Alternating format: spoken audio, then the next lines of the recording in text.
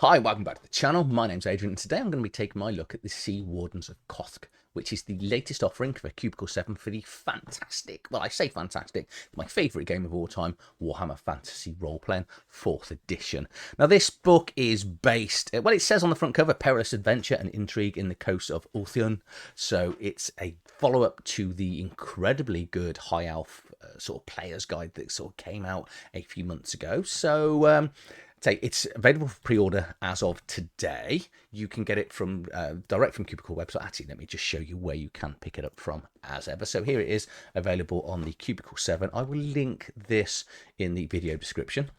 So you've got a physical copy that is due Q4 this year, and it's $26.99. If you buy the or pre-order the physical copy today, they will give you a link through WFRP, and you'll be able to have the PDF copy in your hands, so to speak, to go through like I am and use from now. If you wish to grab just the PDF copy, you can do, and that is just $16.99. If you want the amazing collector's editions, because these books are absolutely sweet, it comes in at $53.99. Okay, so I think I've messed around enough.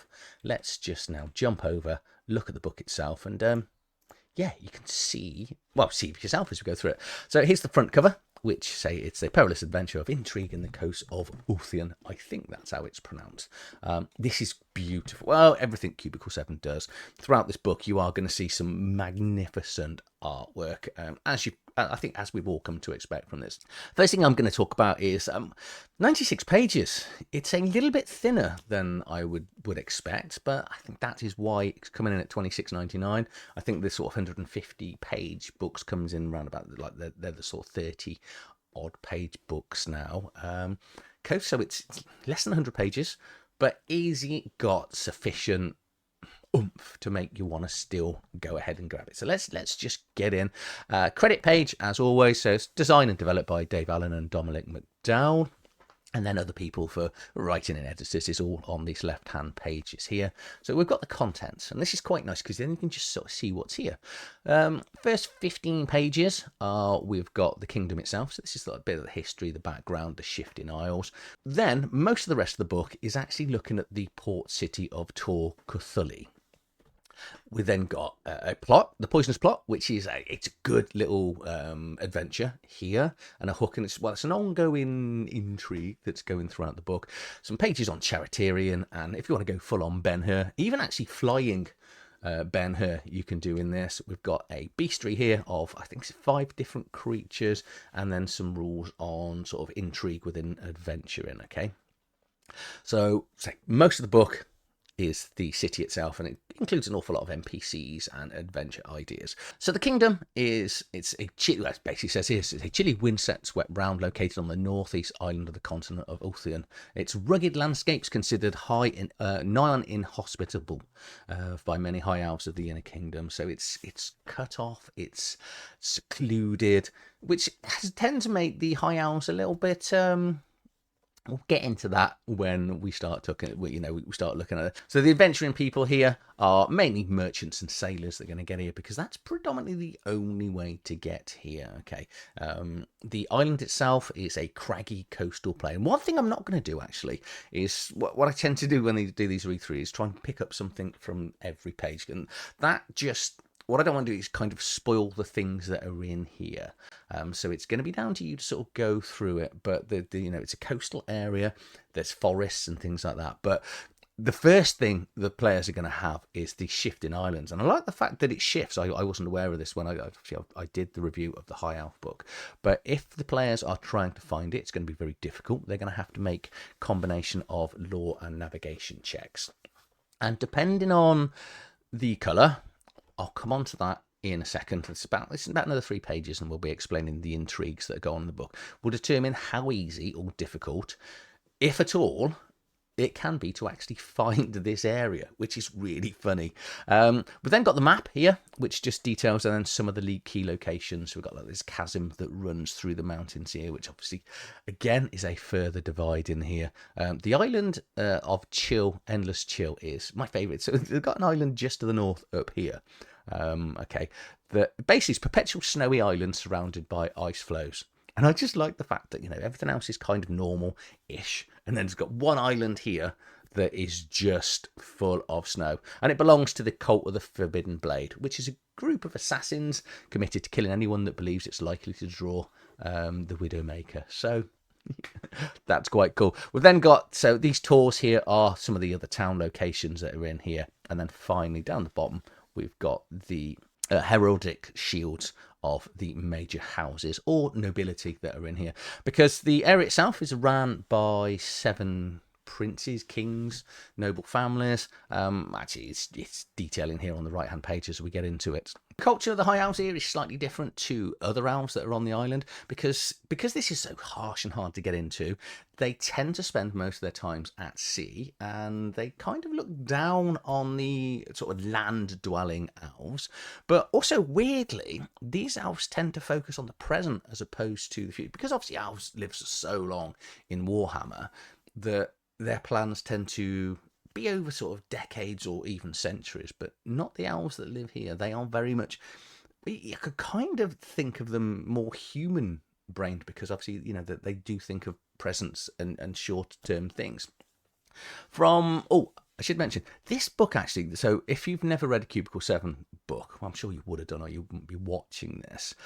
They have these hooks here. These are adventure ideas or campaign beginnings. And I think this probably, for 96 pages, is the book that I've seen the most of, because I'd say relentless in a nice way, but there does seem to be an awful lot of them. The kingdom itself is run by the noble families, and there are there's a council of 7 princes, and the 7th seat is the important seat. That is the seat that will determine the final decision if there's a tie. So the first 6 get to vote, and the 7th one gets the deciding vote in there. So navy and military is quite cool. I like this because all of their budget is sent on the ships and the navy out there. There is some land-bound military here, and everyone kind of looks down at them. There isn't a lot of budget for it, and they kind of like, you know, they're too scared to go out adventuring, which is quite cool. As we look at magic and religion, there are a variety of different gods, as you could imagine, that they follow, but the preeminent one is Mathlon, who is the god of the oceans, which actually makes sense. But you know, this is such a different area compared to all the stuff we're looking at in the Elves Guide, but it does cover some other gods, even down to Cain and Slanesh. There are obviously cults in here as well, and lots of other side quests and missions here for the cults. Glass houses, again, love this. The fact that because the wind sort of like comes across from the sea, and it's like living in England and on the coast. If you ever go on holiday in England, it's just constantly windy, and so they've developed glass houses, or as we call them, greenhouses, to keep all of their sort of food in to grow and to protect it. And their beef is quite a renowned beef, so it is incredibly expensive and complex to manage to keep alive for a variety of reasons. A lot of it's to do with the areas and the lands, and they've got a little side quest here potentially where they can go and sort of protect it, because there is a lion, a white lion. We'll come on to the bestiary when we look at the white lion that is trying to slaughter them. Most of the book now is we're going to get in chapters. So one thing Cubicle 7 does as well is they have these little sort of flags for the chapters. So chapter 1 is green, chapter 2 is blue. So as you flick through, I'm just going to flick on. So as you go into chapter 3 and then 4, they are different colours with the numbers. So you can easily sort of just, when you've got a physical book, flip through the book itself. So let's just go back. Open up, we're going to look at this port city of Tor, is it Koruali, I think? And this is absolutely stunning.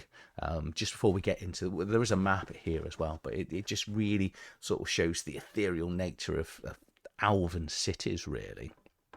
But I'm not going to I'm not going to go through every page. Well, I'm going to go through every page, but I'm not going to sort of break down all the locations. But this is the key mechanic of the book here, the developing intrigues, which is what I kind of wanted to address right at the start when you discover the island. So going through the book, there are 7 different coloured gems. I kind of think they're gems. And what this is if you look at the High Elf book, it talks about intrigues, which is basically more social encounters to discover and ways of running games. And there are 7 plots, intrigues, storylines that run throughout the whole of this book. Okay, so depending on who they side with of the NPCs, or go against, or what they do, there will be an ongoing thing that the games master has to keep an eye on to work it through. And I don't think you give the players all the options of them, because obviously it can depend on it's an open area and what's going on and how you run things. But I like this, and as we go through the book, you will just see different things that go on. So it's going to pick on Prince Dalloran's allegiance, which is the yellow one. Newcomers that come here will obviously benefit from courtesing the favour of the prince, but must avoid court intriguing with Cireon, Fleetcrest. Okay, so yeah, again, you're picking sides, and it will just develop. Well, you're not picking sides. If you choose to align with someone, then someone else is going to dislike you, and it just has this ongoing thing throughout the whole of the book. Now, this is a page that I quite like, but also I find frustrating the way it's done, because it talks about law and crime and trade and commerce. Absolutely fine. But it does go and say that there are, here are the crimes, so moderate, serious and heinous crimes. And you need to go and basically have a look at deft steps like fingers to find out the difference between moderate, serious and heinous. Doesn't give an example. Exactly the same here with the trade rules from Sea and Claws. Now, I'm all up for cross-selling. I think it's a good thing to put in books and have different sections, especially to easily identify to a player. But I think, or a games master, I should say. But I do think that if you're going to have these sections where it says, go here for further information, just still give a little example of here, because what you don't want to be doing is someone to pick up a book and then force them to buy 2 of the books. That's just me. I think just nice little examples here would have been fine.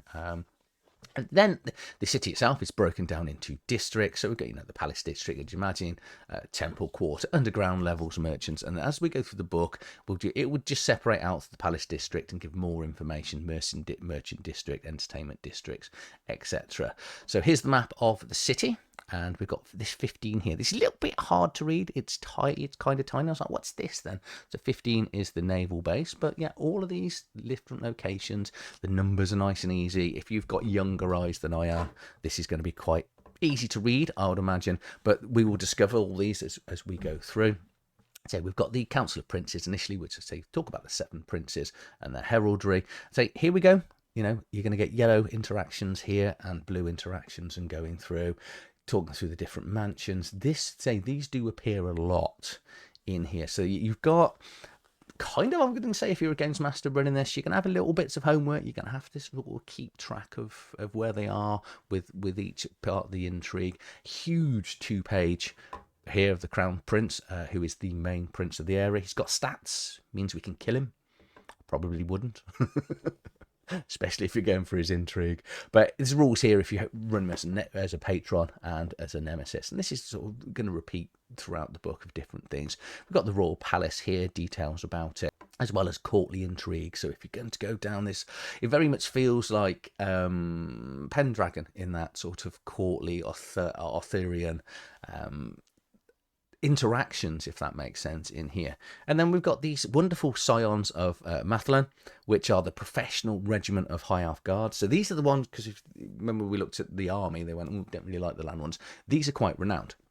Now, I would have loved to have seen these. We've got stats for them, so you can have them as NPCs, but I would have loved to see these as an option for a player character. Now, I can't remember if they're in the High Elf book. I don't think they were, but again, one extra page, I think that would have been nice to see. Then we talk about the cults and lots of different temples that are in the city as well.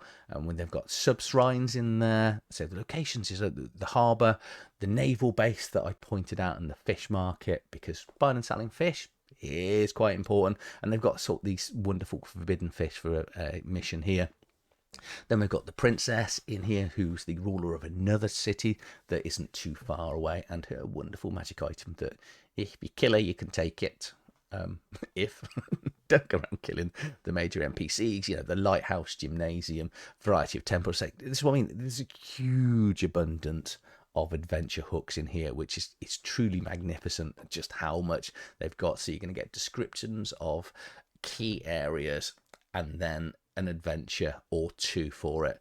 The princes, Dalroth and Dalnor, are the incredibly spoilt sons of Prince Dalloran, which I like. Again, got stats. Don't kill his sons. I should probably not speak my mind as I go through. And then we obviously got House of Law, Flying Fish, rocks right at the top of one of the towers here as well. This elf actually is quite interesting. Again, I don't want to spoil it, but he's sort of been banished, and he's quite an interesting character with a nice backstory. And obviously, again, as you'd imagine, intrigues and interactions you're going to get. You got the Grey Oak here, and the patron, the owner, I should say, of the Grey Oak here is a Torlane. Is that Moon Rose over here, which is a whiskey establishment which you can buy and sell all kinds of goods and wares. And then we're going to head out to more naval stuff, and then the amphitheatre here as well. It's just lots of intrigue. We've then got the High Receiver, and he's a human that he's from Altdorf, and he's managed to settle here, and he's one of the most successful human, because the High Elves aren't overly keen on humans. But yeah, he's managed to settle here and has got an ongoing story to why he's being the merchant there, and he's been pretty successful, which is good as well. We talk again more shrines, more environment than the parks of the city. I say this is so much information in here. And then we get Salium, I think that's pronounced, which is an ancient sprite that the players can either take as a patron or a nemesis. This is absolutely brilliant, because one of the things I like about if they take as a patron, he enjoys enlisting humans in his pranks and schemes, whether they wittingly participants or not. I love the thought of playing this as a patron for the players and just getting them into really stupid situations and then that they think are perfectly serious, and it's his or her, their joke. I think it's great, absolutely brilliant. And we've got some monuments here, then underground grottos as well. We then get into Samwise Gamgee. Technically, he is more than just the gardener, as you can imagine by the fact that there was a huge amount of information on him for just Samwise Gamgee the gardener. And then my favourite NPC in the game, and in the book, she's not very nice. I'm going to leave it at that. She is there for her own reasons, and it's just quite nice to have a out and out bad person in there. She's Norse, and she's got her own reasons for being there. But yeah, it's quite cool that she's in here. We then get chapter 3, which is this poisonous plot, and this is an ongoing plot by the Dark Elves to turn all the water, well, slowly poison the water. And as you can see here, we've got the crippling effect of the plague that's going on. We've got Shadowblade is the main elf, and he's only 150 years old. I like this. You know, we talk about his stats and a little bit of his background here. He's still young, 150 years old, but he's got the whole responsibility of coming here and poisoning the whole area and trying to sort of kill and corrupt everyone. Really, really good, intriguing adventure. I think it's now chapter 4, but it's 4 or 5 pages. Yeah, it's 5 pages of Ben-Hur. Do you want to do charioteering, race around the amphitheatre? Of course you do. Of course you do. You're going to want to do that. And it's got the different stats for the different chariots, how it all plays out, the rolls, etc. And even the sky cutters and tides. So if you want to do the sort of the ones that hover in the air, you can do that in here. All the maneuverability tests, you know, as you can imagine from Cubicle 7, lots and lots of random tables, depending on success levels, is going to determine whether your chariot stays alive or not. And obviously, once it goes down to 0 hit points, your chariot's dead. I know it's you know it's not a real living thing, but yeah, it's quite cool the way that all works. And then obviously it's got the sad death here of the draft animals, which I didn't like. I don't like animals dying and things. Speaking of animals not dying, we've then got 5 creatures in the bestiary. So we've got the white lion here, which we talked about earlier, was trying to kill all the cattle, the great eagle, a kraken, and then 2 different phoenixes here, a fire one and a frost one. The book is then going to close down with intrigue and adventure, which is how to run intrigue successfully. Yes, you are going to need the High Elf guide as well, because that gives you the full rules for intrigue in here. But it then talks you through different sort of intrigue adventures here between different kingdoms, going out to the wider thing. And then also you've got intrigue endeavors. So endeavors are your downtime mechanic. So in between adventures, then they can still do intrigue. So cast aspersions on people, repair your reputation, Talks about NPCs, their intrigues as well, how to get the benefit from the best out of running NPCs with Intrigue, and then getting the best out of High Elf NPCs. So these obviously are slightly different because of the way they live and the way they feel, and this just gives a little bit more information about how to run High Elves. And then finally we get to look at older High Elves, because in the original High Elf Player's Guide, you could actually create as starting characters, characters that are hundreds or thousands of years old, and it gives you the additional careers and skills and abilities and stuff like that. And so this is just designed to, as a games master, to help you sort of understand how older, almost immortal elves are going to think and how you play them, which is really good. And then finally at the back of the book, we've got the index here, and then advertising here, High Elf Player's Guide, go and buy this. Well, you're going to have to, I think. These... well, actually, let's do it now in my final thoughts. And I said this with the dwarven ones, the Thing and Steel and the Dwarf Guide. I couldn't quite work out why it wasn't one book, and I think the same for this. I think if this was one book and it'd come in at, say, £40 or £45, something like that, because that'd have been 250 pages, something like that. Absolutely brilliant, because it all makes sense. I'm not a fan of here's a book, and then you've got to go and buy this book. Okay, so you can just have the High Elf Guide, and that will give you everything you need.